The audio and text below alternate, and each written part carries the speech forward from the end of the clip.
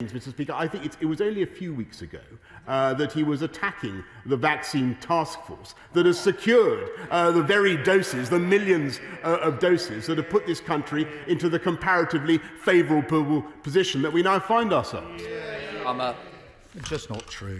Every time I've spoken about the vaccine, I've supported it. Will the Prime Minister undertake, he wants to be held to account, to take down this guidance by the close of play today and ensure that all of our children can get a decent meal during the pandemic?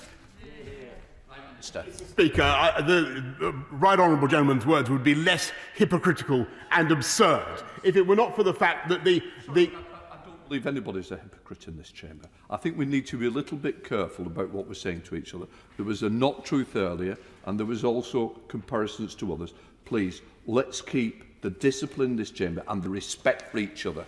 We're tidying up how this Parliament behaves, and I certainly expect the leadership of both parties to ensure that takes place. Prime Minister, would you like to withdraw hypocrisy?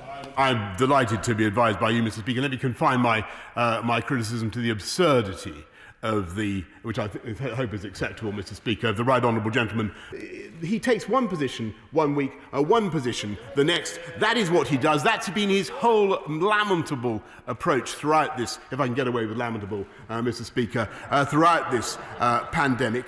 And he says he supports the vaccine now. He says he supports the vaccine rollout, and he goes and tries to associate himself with it because he senses that it is going well. But don't be in no doubt, Mr. Speaker, that was the party that wanted us, this country, to stay in the European Union vaccine programme. He stood on, absolutely true, he stood on a manifesto.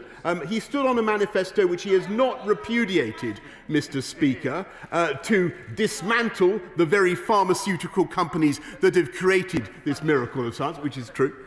Prime Minister, there are questions, and sometimes we've got to try and answer the question to what was asked of you. I think to run through the history is one thing, but in fairness, it is Prime Minister's questions. What I would say is it was the final question. We've got lots of others to go through. So I think what I'm going to do now is move on